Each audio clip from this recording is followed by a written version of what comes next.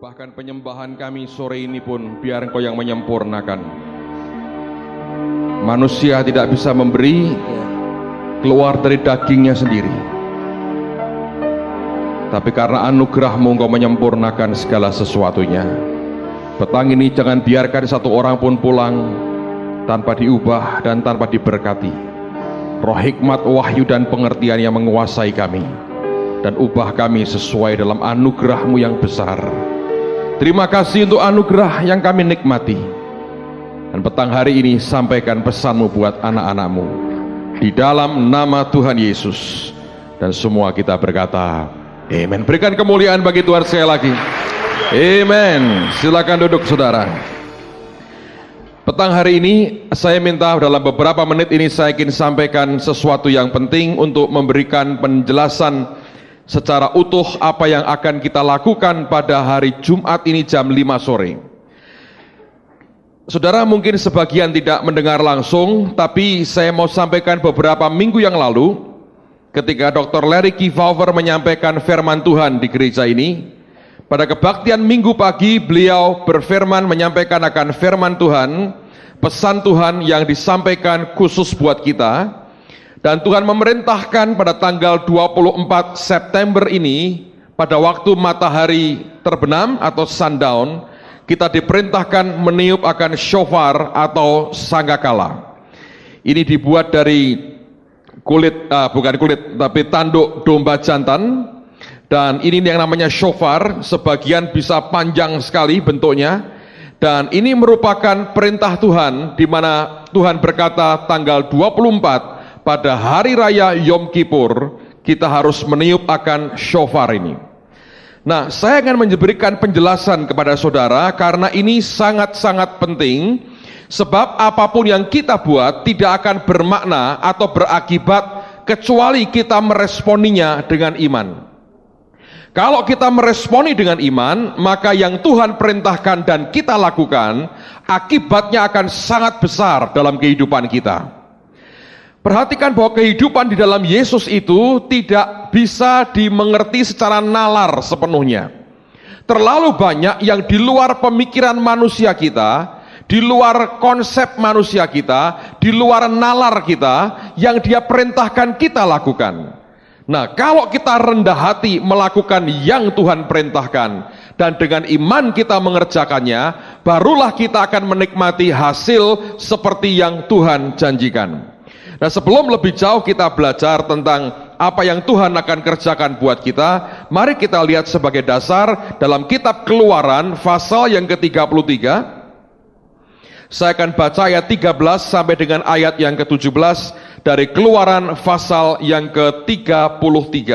Keluaran pasal 33, perhatikan pada ayat 13 sampai dengan ayat yang ke-17. Musa berkata demikian, "Maka sekarang jika aku kiranya mendapat kasih karunia di hadapanmu, beritahukanlah kiranya jalanmu kepadaku." Ini merupakan permintaan Musa yang pertama. Dia berkata, tunjukkan jalanmu Tuhan kepadaku. Perlihatkan jalanmu Tuhan kepadaku. Beritahukan kiranya jalanmu kepadaku. Kita mengerti Tuhan adalah Tuhan yang bergerak, Tuhan yang punya jalan, dan Tuhan yang berjalan, dan Tuhan yang punya cara. Mengapa Musa ingin mengerti akan jalan Tuhan? Dia berkata, sehingga aku mengenal engkau. Hanya kalau kita mengenal akan jalan Tuhan, bagaimana Allah bergerak dan bekerja, kita akan dibuat makin kenal dengan Dia. Lalu kemudian yang kedua, dia katakan, supaya aku tetap mendapat kasih karunia di hadapanmu. Ini kerinduan hatinya. Orang yang mengenal Tuhan yang bergerak dan berjalan dan mengenal jalannya, dia akan menghasilkan pengenalan akan Tuhan, lalu kasih karunia Tuhan akan makin kuat dalam hidupnya. Dan dia berkata, ingatlah bahwa bangsa ini umatmu. Nah, perhatikan, inilah jawaban atas permintaan Musa itu. Lalu ia berfirman, ayat 14, aku sendiri hendak membimbing engkau dan memberikan ketentraman atau rest atau peristirahatan atau perhentian kepadamu. Musa berkata, tunjukkan jalanmu Tuhan, beritahukan jalanmu Tuhan. Maka jawaban Tuhan dia berkata, tidak dengan teori. Musa, engkau ngerti jalanku, mari jalan bersama-sama. Ini yang tidak bisa dimengerti oleh orang banyak. Seringkali kita beranggapan memahami perkataan firman Tuhan, mengerti Alkitab dengan cara sekolah Alkitab. Saya berkata 0, sekian persen mungkin ada benarnya. Tetapi kalau kita kembali ke firman, ketika Musa berkata, tunjukkan jalanmu Tuhan, beritahukan jalanmu. Dia berkata, percuma Musa, aku beri kamu textbook, aku beri kamu buku teori, aku beri kamu peta, tidak bakalan ngerti jalanku. Untuk ngerti jalanku, mari jalan sama-sama. Orang Kristen yang menolak berjalan bersama dengan Tuhan, dibimbing oleh Dia, tidak akan pernah mengerti jalan-jalan Tuhan. Lebih jauh lagi, yang berikutnya, berkatalah Musa kepadanya, jika engkau sendiri tidak membimbing kami, janganlah suruh kami berangkat dari sini. Ini orang yang cerdas sekali. 16, dari manakah gerangan akan diketahui bahwa aku telah mendapat kasih karunia di hadapanmu, yakni aku dengan umatmu ini? Bukankah karena engkau berjalan bersama-sama dengan kami, sehingga aku dengan umatmu ini dibedakan dari segala bangsa yang ada di muka bumi ini. Yang membuat kita beda dengan yang lain adalah karena kita mau diajak jalan bersama dengan Tuhan. Teruskan, berfirmanlah Tuhan kepada Musa, juga hal yang telah kau katakan ini akan kulakukan, karena engkau telah mendapat kasih karunia di hadapanku, dan aku mengenal engkau. Nah, sekarang perhatikan saudara. Kalau kita memperhatikan akan pernyataan Tuhan ini, kita mengerti Tuhan kita adalah Tuhan yang bergerak. Dia terus bergerak, dia bergerak, dia bergerak, dia bergerak. Hidup kita bersama dengan Tuhan seharusnya hidup yang berjalan, dibimbing Tuhan, dan bergerak bersama dengan Tuhan. Seringkali ada orang tanya dengan saya, Pak, apakah Bapak pernah bosan ikut Tuhan? Pernahkah Bapak merasa ingin berhenti ikut Tuhan? Saya berkata, sekian puluh tahun saya kenal dia secara pribadi, sejak umur 17 tahun. Sekian puluh tahun saya jalan dengan dia. Saya jujur berkata, tidak satu hari pun saya berkata, saya bosan ikut Yesus. Mengapa? Karena kehidupan bersama dengan Tuhan ternyata kehidupan yang bergerak. Kita ini punya journey, punya trip, punya perjalanan yang terus bergerak dari hari ke hari, dan makin lama itu makin menarik, saudara. Dibandingkan sekian puluh tahun yang lalu ketika saya terima Tuhan Yesus, saya berkata hari ini jauh lebih menarik. Yang saya kenal, yang saya tahu, yang saya lihat, yang saya alami jauh lebih luar biasa dibandingkan dengan sekian puluh tahun yang lalu. Minggu lalu ketika di kota San Francisco, kami buat reuni kecil, beberapa teman yang bertobat bersama-sama tahun 79, dan kami kumpul, kami bicara apa yang sekian puluh tahun lalu Tuhan kerjakan. Saya berkata, yang hari ini dia buat jauh lebih menarik dari yang sekian puluh tahun lalu dia tunjukkan kepada saya. Dan saya pernah berkata dengan teman-teman beberapa hari yang lalu, secara manusia, my life is almost perfect. Almost. Tapi tidak, saudara. Semua orang punya pergumulan, punya kelemahan, punya kekurangan, punya hal-hal yang harus dilewati. Saya juga sama. Tapi saya berkata begitu karena saya mau mengatakan luar biasa jalan bersama dengan Tuhan. Menarik sekali, exciting, menggairahkan. Dan bagaimana mungkin orang bisa bosan? Saya susah mengerti. Tapi saya belajar, Anda akan bosan ikut Tuhan kalau engkau berhenti di tempat dan tidak bergerak bersama dengan Tuhan. Musa ketika dia berkata, tunjukkan jalanmu, dia berkata, ayo jalan dengan aku Musa, aku yang bimbing kamu, sebab kalau engkau sendiri tidak mungkin engkau mengerti akan jalanku. Nah, ketika Allah bergerak, tidak terus bergerak begini. Nanti ada saatnya di mana ada station-stationnya, ada pos-pos Tuhan. Ada station di mana kita mengalami refueling dalam kehidupan kita. Seperti pompa bensin. Kalau kita lagi punya trip dengan mobil kita, nanti ada station-stationnya, ada gas stationnya, di mana kita mesti berhenti dan Tuhan memberikan akan minyak barunya di dalam kehidupan kita. Nah, refueling itu ketika dia memberikan minyak baru itu akan menyiapkan kita untuk next journey atau next tripnya bersama dengan dia. Dan itulah secara rohani yang kalau Anda baca di perjanjian lama terutama, perintah ketika Tuhan mengatakan buatlah berbagai macam perayaan dalam ibadah mereka bersama dengan Tuhan.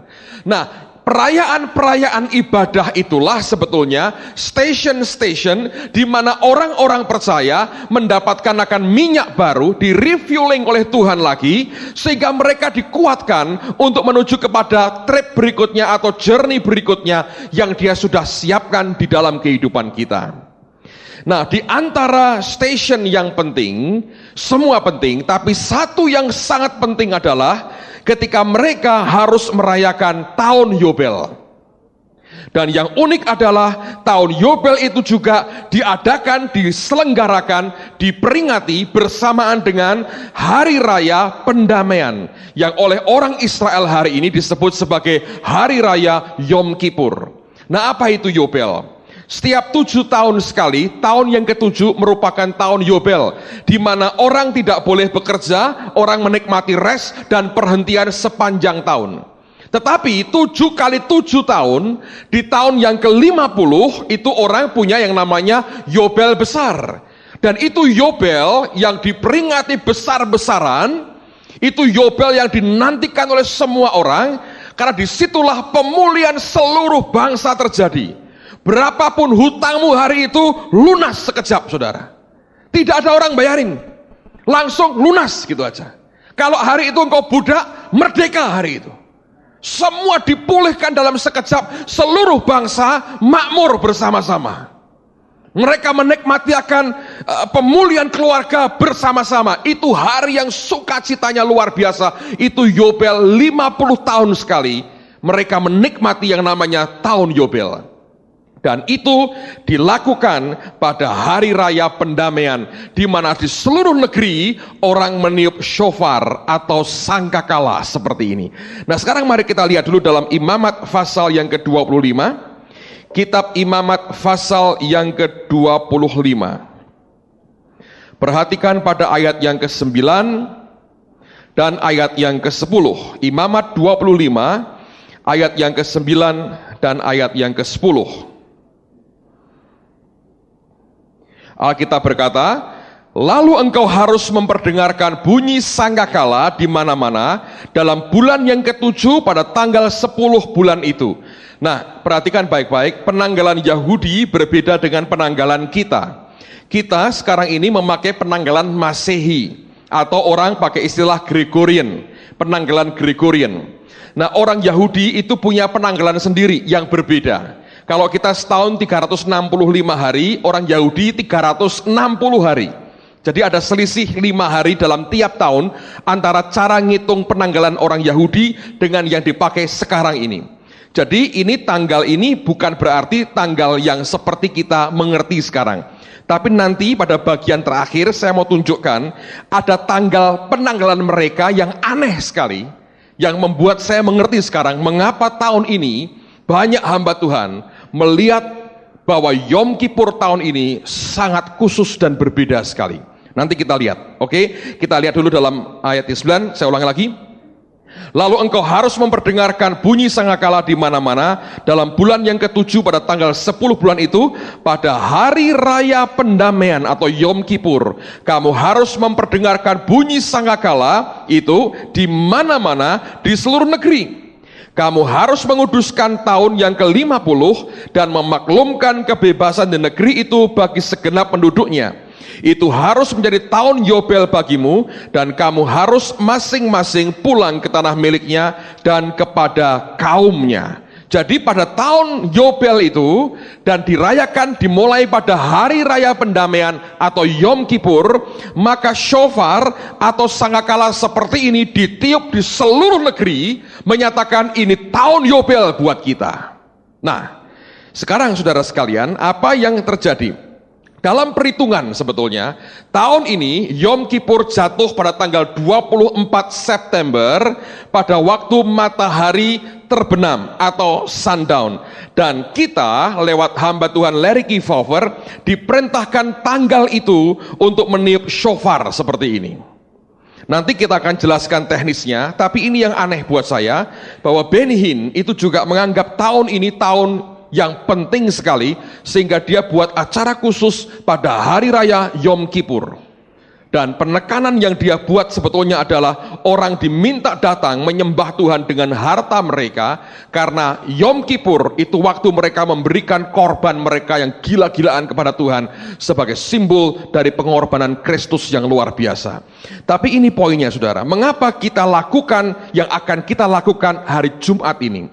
Saya berikan pengertian kepada saudara supaya Anda semua datang dengan iman, bukan dengan rasa ingin tahu. Karena kalau kita tidak dengan iman, tidak banyak hasilnya. Waktu kita buat romantic worship, saya mengerti beberapa teman bukan dari gereja lokal ini ikut datang dengan rasa curious. Dan beberapa merasa tidak diberkati. Saya tidak bisa menyalahkan karena mereka tidak mengerti akan latar belakangnya. Beberapa malah berkata, saya seperti orang nyembah berhala, membakari kertas kayak penyembahan berhala. Well, saya berkata, seringkali kita terlalu cepat memberikan reaksi. Saya khawatir kalau nanti kita salah dengan Tuhan. Tapi saya mencoba berkata bahwa yang Tuhan perintahkan itu luar biasa. Sebab teman-teman tidak mengerti bahwa di belakang itu kan, kalau saya pernah cerita dengan saudara, Pak Yusak beritahu saya, gereja itu kan seperti tangga begini, naik saudara, seperti stairway, seperti trap begini. Dan dia berkata, kamu pada waktu itu sedang dalam kondisi landai begini. Dia berkata, tapi siap-siap, karena para pemimpin akan mulai dibawa Tuhan naik untuk ke next level. Dan dia berkata gini, waktu kamu bicara soal romantic worship, Tuhan berkata itu sebagai awal, itu akan membawa kalian naik. Nah, ketika dikerjakan saudara, tentu yang ngerti dan terima dengan iman diberkati, yang hanya curious ingin tahu, mereka mungkin terima yang sebaliknya. Malah judgment-nya keluar, orang Indonesia cepat sekali ketok palunya saudara. Padahal belum ada pembela, belum ada jaksa, belum ada saksi-saksi, ketok palu salah gitu dulu. Well, puji Tuhan hakimnya bukan mereka dan kita, Yesus Tuhan yang luar biasa.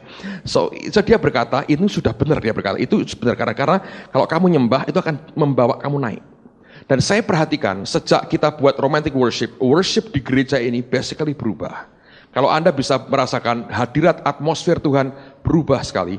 Dan dalam sekian bulan kemudian, Holy Stadium Junior dengan cara yang begitu mudah Tuhan berikan dan jatuh ke tangan kita. Itu kan next step. Kalau Anda mengerti sebetulnya, kita ini sekian bulan terakhir, saya pribadi terutama struggle. Segera ingin buat lebih besar ruangannya, nggak mungkin lagi. Harus bagaimana, tidak ada jalan keluar. Dan tiba-tiba dengan cara Tuhan diberikan yang junior itu kepada kita dengan cara yang sangat spektakuler. Saya dengar cukup banyak kesaksian sebetulnya di sisi lain. Ada seorang saudara cerita dengan saudara Thomas dan Ibu Ripka, ketika ketemu di sebuah tempat, dia berkata luar biasa. Sejak hari itu ketika nyembah Tuhan dalam worship itu, dia bilang, Tuhan, aku pengen punya rumah. Keluarganya tidak punya rumah saudara. Dan dalam waktu cepat sekali dengan anugerah Tuhan, bam, dikasih rumah. Saya berkata ada begitu banyak orang nikmati berkat. Dan saya perhatikan kita dibawa ke next level yang tidak pernah dibayangkan orang sebelumnya. Itu karena apa? Karena ketaatan aja. Dulu kita pernah diperintahkan muter-muter lapangan nyanyi kayak orang gila, kita lakukan sebetulnya. Dan apa yang terjadi? Dalam 9 bulan tanah dibayar lunas. Harusnya 2,5 tahun saudara. Dalam 9 bulan dan selesai dalam anugerah Tuhan yang luar biasa. Kenapa sebetulnya? Kita diperintahkan melakukan sesuatu yang mungkin dalam bayangan orang silly dan goblok sekali. Tapi itulah Tuhan. Ketaatan kecil yang kita lakukan oleh karena Dia memerintahkan sesuatu, kalau dikerjakan hasilnya akan luar biasa. Sederhana kan? Tapi banyak orang Kristen ingin cari jalan yang susah, tapi saya berkata saya ingin cari jalan sebagaimana yang Tuhan perintahkan. Nah, saya mau tunjukkan klip potongan dari kesaksian atau perintah Tuhan yang disampaikan lewat Dr. Larry Kefauver. Anda perhatikan hanya beberapa menit untuk mengingatkan kita, atau kalau Anda tidak pernah mendengar ini akan jadi satu kenyataan. Dari dasar inilah kita akan buat apa yang kita akan buat hari Jumat ini jam 5 sore. Oke, silahkan diputar akan rekaman Dr. Larry Kefauver. It is a great joy to be with you. Adalah suatu kesukaan yang besar bisa bersama dengan saudara. I bring love from my wife Judy to Tina. Saya membawa Pastor kasih Petrus. dari istri saya Judy buat Ibu Tina dengan Pak Petrus. And each of you, Dan setiap saudara, I'm going to share it with you. saya akan bagikan pada saudara. It is a word from the Lord for what's going to be happening next. Itu adalah pesan firman Tuhan tentang apa yang akan terjadi berikutnya. Next in your life, Berikutnya dalam hidup kita, next in JKI, berikutnya di dalam gereja JKI, next for pastor. berikutnya untuk pastor. It always gives me great fear of God when I get words. Selalu itu berikan saya kegentaran, ketakutan akan Tuhan setiap kali saya dapat pesan.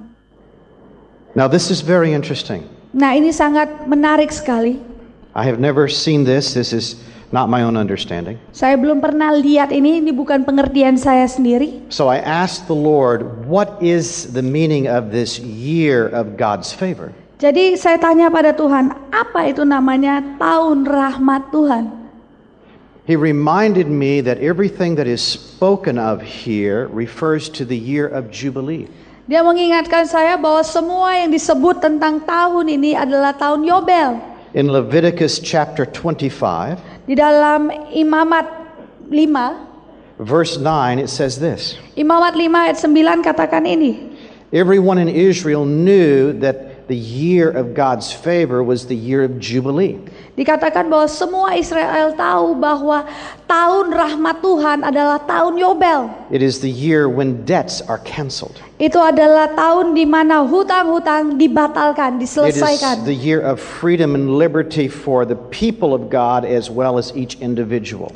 Itu adalah tahun kebebasan bagi umat Tuhan juga bagi setiap pribadi. And in Leviticus 25:9 it says, Dan di Imamat 25 ayat 9 katakan, "You shall cause the trumpet of the Jubilee engkau akan membunyikan sangkakala Yobel itu to sound on the 10th day of the 7th month. untuk ditiup pada hari ke-10 pada bulan ke-7. On the day of atonement you shall make the trumpet to sound throughout your land." Pada waktu pemulihan itu engkau akan bunyikan sangkakala di seluruh kota negeri itu. So this is what the Lord says. Jadi ini yang Tuhan katakan. It's very unusual. Itu sangat tidak biasa. September 24th at sundown September 24 pada waktu matahari terbenam and Saturday September 25th dan Sabtu September 25 is Yom Kippur. adalah Yom Kippur. It is the Day of Atonement. Itu adalah waktu perayaan pemulihan itu. It is the first day of the year of Jubilee. Itu adalah hari pertama daripada tahun Yobel. This is what the Lord says. Dan ini yang Tuhan On katakan. that day sound the trumpet. Pada hari itu bunyikan On that sangkakala. day declare the year of the Lord's favor. Dan pada hari itu deklarasikan tahun rahmat Tuhan. Because the Lord says beginning that day for the next year, Karena Tuhan katakan mulai dari hari itu di tahun mendatang there'll be a release of favor beyond anything you can imagine. akan ada pelepasan akan kemurahan Tuhan lebih dari apa yang kita bisa bayangkan. That you will step into what is mentioned next. Bahwa engkau akan melangkah masuk kepada apa yang disebut berikutnya. It is a new season. Itu adalah masa yang It will be the baru. favor of God. Itu akan ada kemurahan Tuhan. And it will usher in all that God has promised. Dan itu akan membawa masuk segala sesuatu yang Tuhan telah janjikan.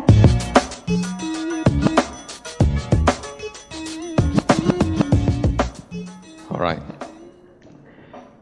Nanti saya akan jelaskan mengapa jadi besar bagi banyak orang acara tanggal 24 nanti. Mengapa? Saya tidak yakin ini kebetulan, saudara. Saya yakin beberapa hamba Tuhan yang memang Tuhan perintahkan. Saya tidak berkata ini berlaku bagi semua orang Kristen. Tapi karena ini pesan buat kita, maka kita harus melakukannya. Amen, saudara. Nah, sekarang saya akan jelaskan akan ada 3 hal yang terjadi ketika kita melakukan dengan iman. Mengapa Tuhan perintahkan itu? Saya melihat ada 3 hal yang akan langsung terjadi ketika kita melakukannya dengan iman. Yang pertama, lihat di Imamat pasal yang ke-25. Imamat pasal 25 ayat 20 sampai dengan ayat yang ke-23.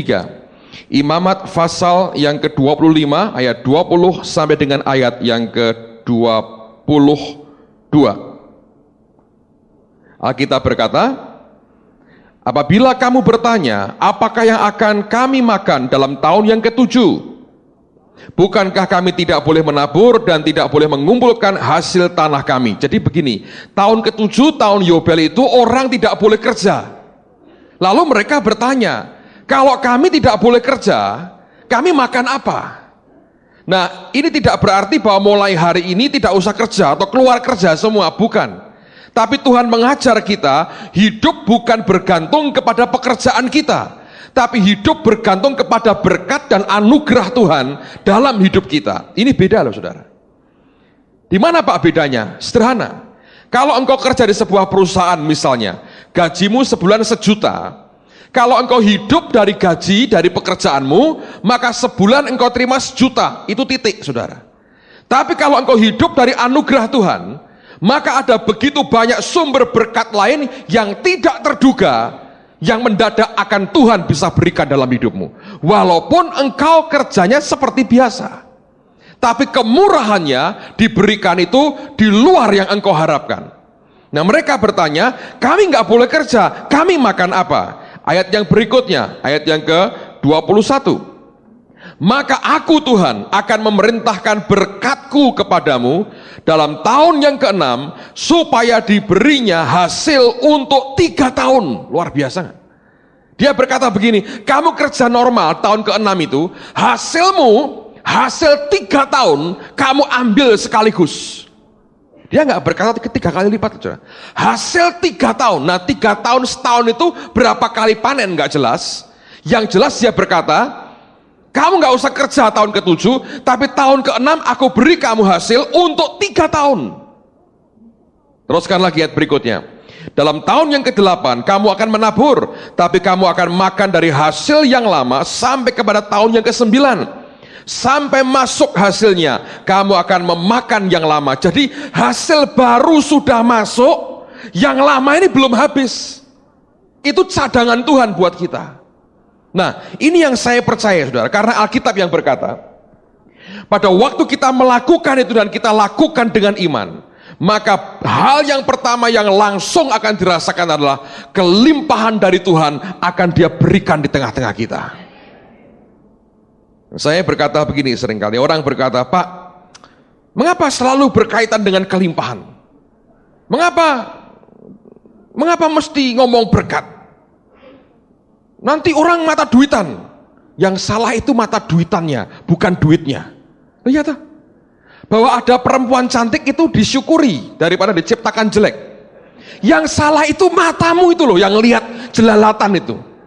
Bener nggak? Bukan duitnya yang salah, mata duitannya yang salah. Nangkep saudara?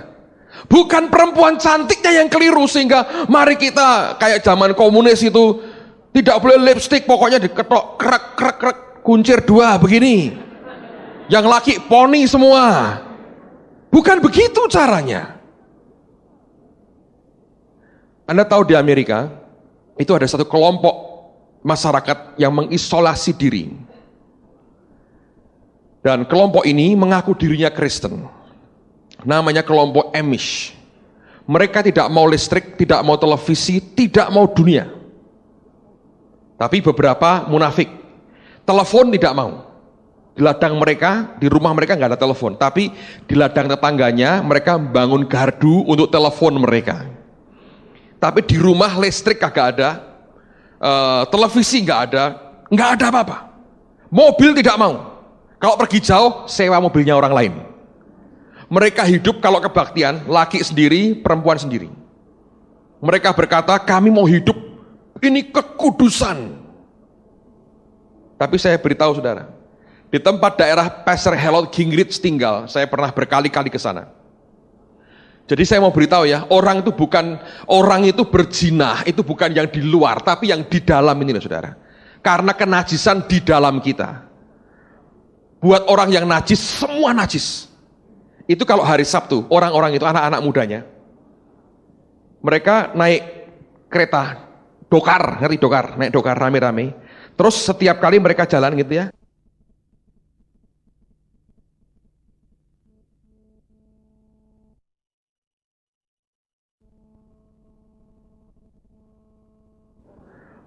buat orang yang najis, semua najis. Itu kalau hari Sabtu, orang-orang itu, anak-anak mudanya, mereka naik kereta, dokar, ngerti dokar, naik dokar rame-rame.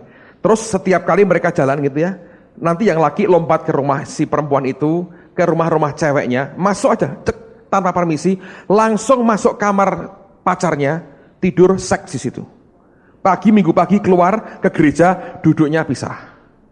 Saya beritahu, kecantikannya di mana? Enggak dandan saudara, pakai kerudung kuno begitu, pakainya ya putih-putih begitu, enggak ada yang menarik, tidak dandan seperti Madonna, enggak ada.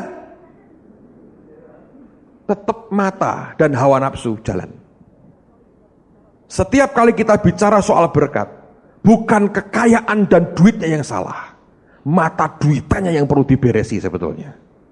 Nah, orang Kristen ini seringkali saya kadang-kadang gemes sekali lihat. Gini saudara, saya baru baca artikel. Anda tahu Britney Spears? Ngerti? Yang pakainya aja gak karu-karuan. Kadang-kadang saya ingin minta istri saya, Bu, ini perempuan dikasih tahu lah cara pakaian yang benar bagaimana. Anda ngerti? Cuma kerjanya nyanyi begini. Oops, I did it again, katanya begitu. Anda ngerti gak? Income-nya dia cuma oops gitu. Setahun 50 miliar. Holy Stadium 1 jadi itu Pak Mol. Cuma oops. Gocap M. Saudara yang orang-orang genah-genah begini, kodong gak dompet. Normal gak? Saya mau tanya. Tapi somehow ya, otak orang Kristen ini keliru. Kalau mereka berkata, oh yang begitu gak apa-apa, orang dunia punya duit banyak, normal. Kalau kita berdosa, bodoh itu saudara.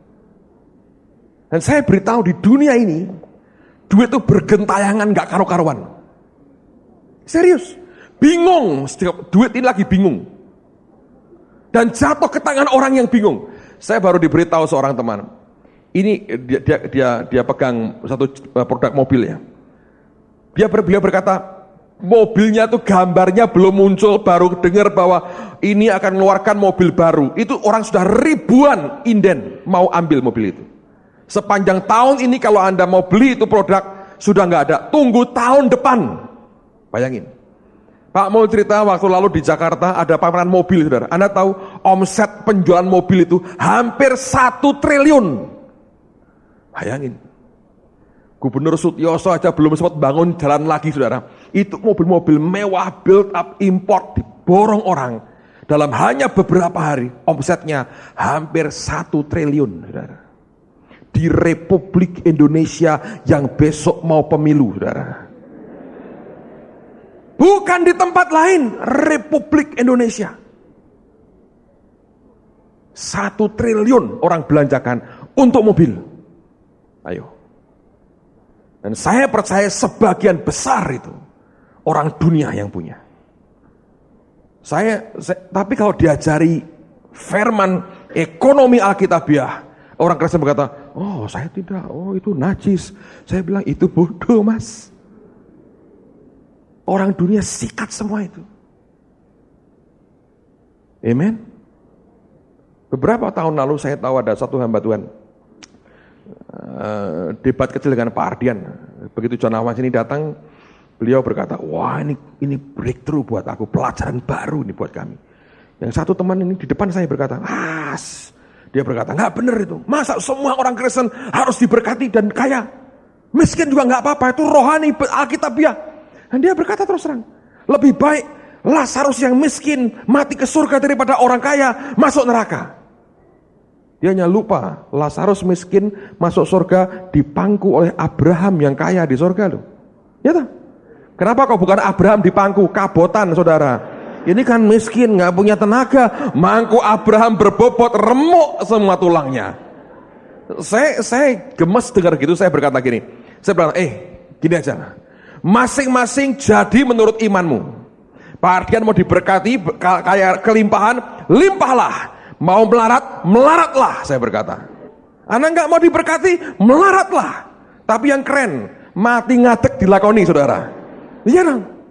Jangan terus utang jilai duitnya dong, lah itu gak lucu. Amen. Ini saudara. Dia berkata, hasil 3 tahun akan aku berikan kepadamu. Pelipat gandaan yang luar biasa, yang masif dan besar akan Tuhan anugerahkan di tengah-tengah kita. Kalau kita lakukan dengan iman. Kalau tidak percaya, jangan ambil bagian, saudara. Gak ada gunanya, ngabisin waktu. Tapi saya mau percaya, ini anugerah Tuhan akan dicurahkan gila-gilaan dan luar biasa. Coba buka Yoel pasal yang kedua. Yoel pasal yang kedua.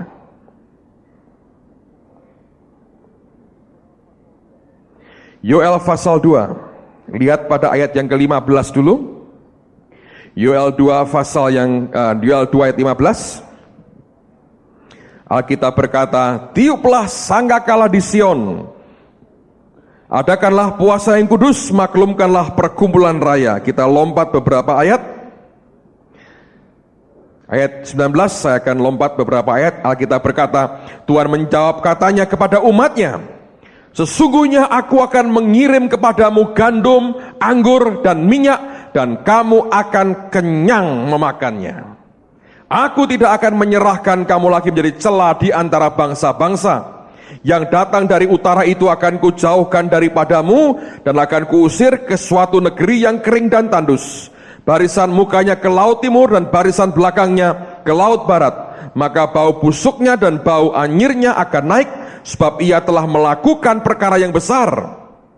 Jangan takut hai tanah, bersorak-soraklah dan bersukacitalah, sebab juga Tuhan telah melakukan perkara yang besar. Jangan takut hai binatang-binatang di padang, sebab tanah gembalaan di padang gurun menghijau. Pohon menghasilkan buahnya, pohon ara dan pohon anggur memberi kekayaannya. Hai Bani Sion, bersorak-soraklah dan bersukacitalah karena Tuhan Allahmu, sebab telah diberikannya kepadamu hujan pada awal musim dengan adilnya. Ini hujan waktu kita menaburkan benih di tanah kita.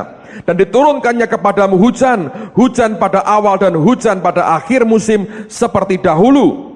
Tempat-tempat pengirikan menjadi penuh dengan gandum, dan tempat pemerasan kelimpahan anggur dan minyak.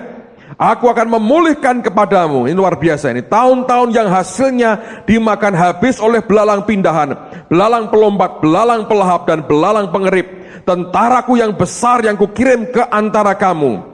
Maka kamu akan makan banyak-banyak dan menjadi kenyang, tak tambahi, tidak gemuk, saudara, kenyang. Amen. Dan kamu akan memuji-muji nama Tuhan Allahmu yang telah memperlakukan kamu dengan ajaib, dan umatku tidak akan menjadi malu lagi untuk selama-lamanya.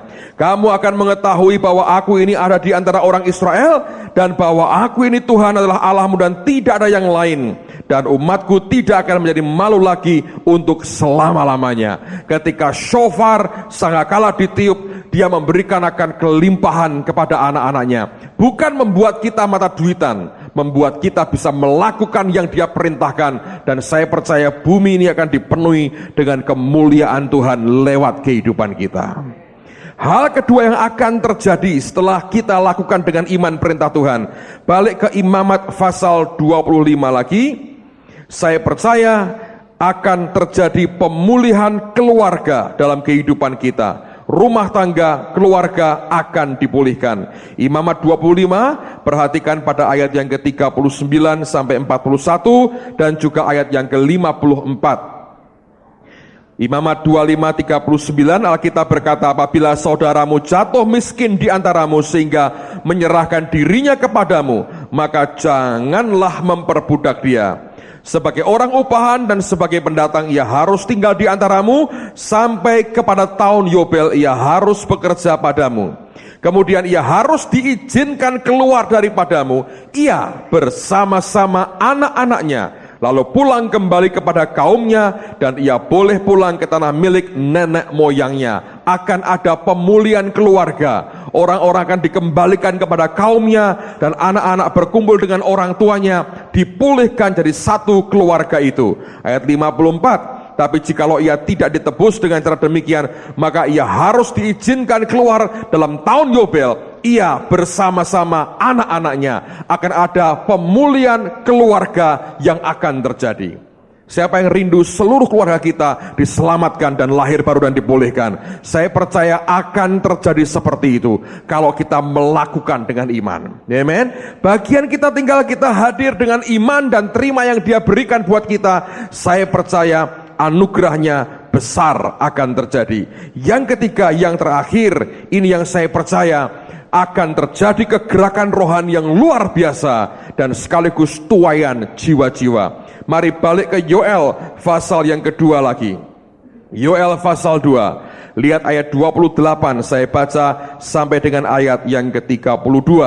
Ini yang akan terjadi, Yoel pasal 2 ayat 28 sampai 32. Kemudian daripada itu akan terjadi bahwa aku akan mencurahkan rohku ke atas semua manusia.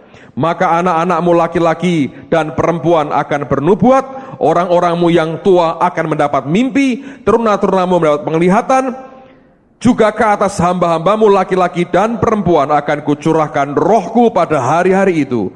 Aku akan mengadakan mujizat-mujizat di langit dan di bumi, darah dan api dan gumpalan-gumpalan asap. Matahari akan berubah menjadi gelap gulita dan bulan menjadi darah sebelum datangnya hari Tuhan yang hebat dan dahsyat itu.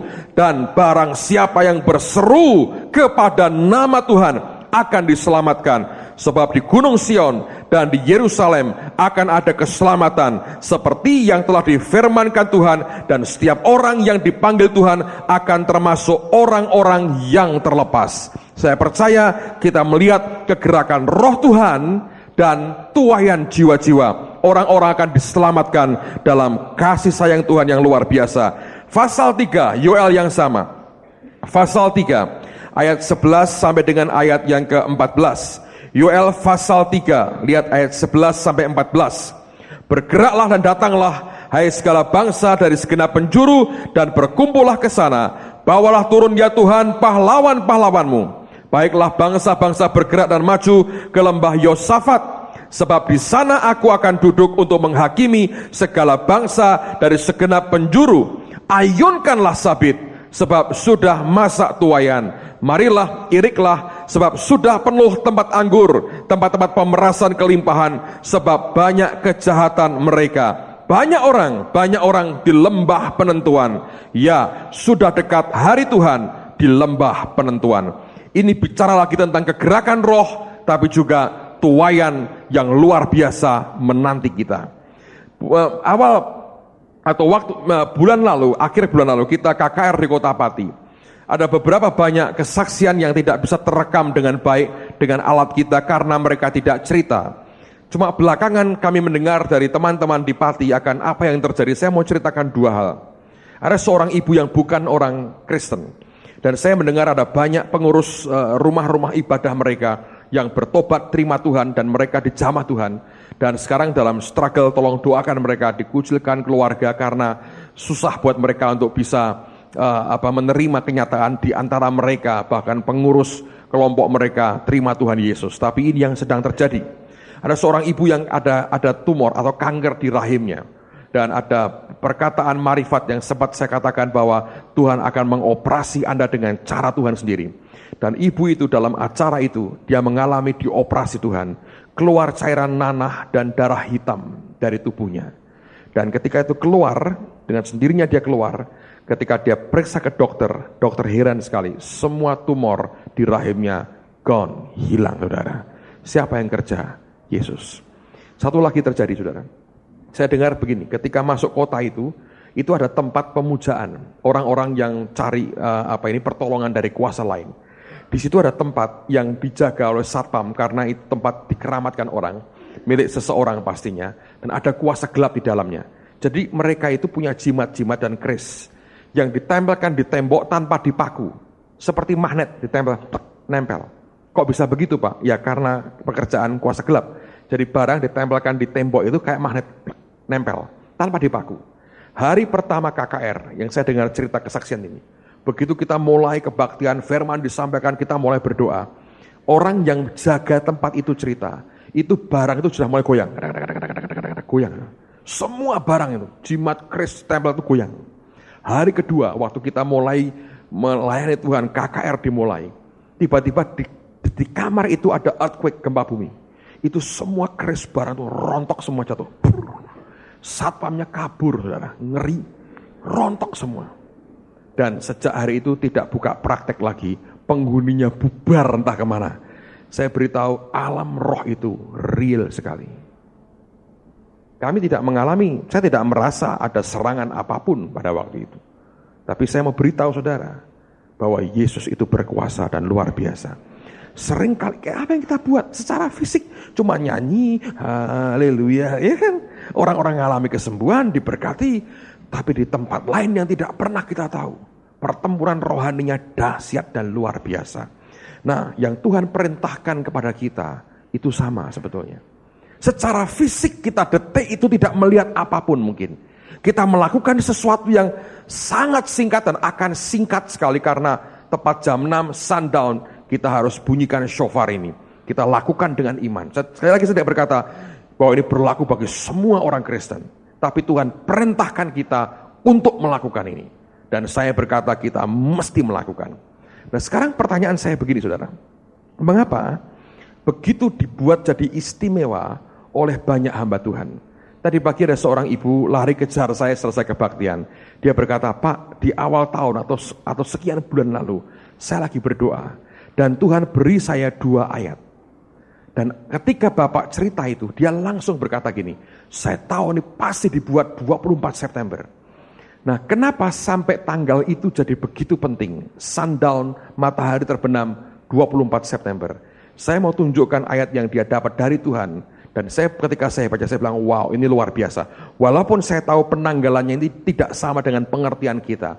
Tapi ini kemiripan yang tidak mungkin kalau bukan memang Tuhan mengarahkan ke situ. Di Hagai pasal 2, ayat terakhir, dan kita akan selesai setelah ini. Hagai pasal 2, ayat 19 dan ayat yang ke-20. Dan ini janji Tuhan, saudara. Kalau Anda percaya, terjadi. Hagai 2, ayat 19 dan 20. Kalau Anda baca di pasal 2 juga, ayat 11 sudah mulai ada pernyataan begini. Pada tanggal 24 bulan yang ke-9. Memang kalau diruntut dengan penanggalan Gregorian berbeda. Tapi ini koinsiden. Ini sesuatu yang kok bisa ngepas. Ya, saya tidak ngepas loh Alkitab yang berkata. Pada tahun yang kedua zaman Darius, datanglah firman Tuhan kepada Nabi Hagai, bunyinya begini.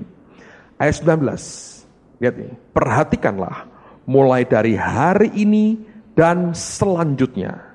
Mulai dari hari yang ke-24 bulan yang ke-9. Mulai dari hari diletakkan dasar bait Tuhan, perhatikanlah. Apakah benih masih tinggal tersimpan dalam lumbung? Dan apakah pohon anggur dan pohon ara, pohon delima dan pohon zaitun belum berbuah? Ada pertanyaan loh. Apakah benihmu masih kau simpan di rumah, di lumbungmu? Dia berkata, jangan disimpan lagi. Engkau lakukan, engkau ditabur. Makanya nanti tanggal 24 saudara. Mulai nanti malam Anda berdoa tanya Tuhan, benih seperti apa Tuhan yang engkau mau keluar dari lumbung pribadiku? Karena Alkitab berkata, mulai dari hari ini, hari 24 September 24 bulan 9 itu, aku akan apa? Memberi berkat. Saya yakin ini kebetulan yang tidak kebetulan sebetulnya. Ayat 21. Maka datanglah firman Tuhan untuk kedua kalinya kepada Hagai pada tanggal 24 bulan itu. Dan dia ngomong lagi, luar biasa ini saudara. Ini kebetulan yang tidak kebetulan. Karena untuk ngepaskan itu seperti itu, sulit. Sekarang saya mengerti mengapa jadi besar tahun ini bagi beberapa hamba Tuhan diberi pernyataan Tuhan yang sama. Do something. Dan kita diperintahkan tiup shofar seperti ini. Saya mau beritahu saudara, minimal ini yang saya lihat sedang Tuhan siapkan buat kita. Secara rohani, kita lagi dibangun Tuhan kuat. Ini yang akan kita nikmati sampai dengan pertengahan Januari. Minggu depan, 2 minggu lagi, minggu depan terakhir kebaktian di tempat ini. Dan tanggal 1 sampai tanggal 3 kita ada celebration, kita pindah di Holy Stadium Junior. Charles Neiman akan memberkati kita. Saya tidak undang dia loh saudara, sebetulnya.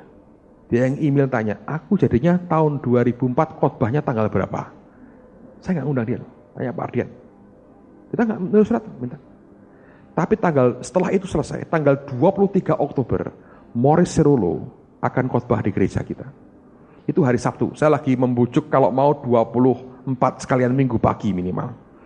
Tapi saya nggak ngundang. Saya ditelepon. Morris mau datang. 23 Oktober. Lalu tanggal pertengahan Desember, saya juga nggak ngundang.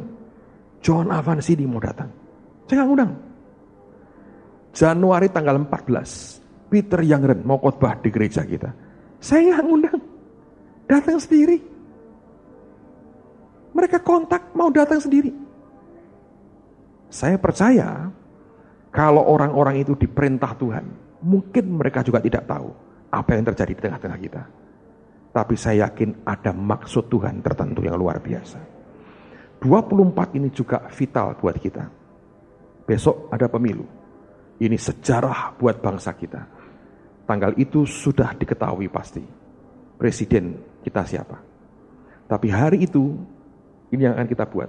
Tolong datang sebelum jam 5. Anda akan diberi langsung di depan itu tempat cawan perjamuan dan roti dalam plastik untuk perjamuan kudus.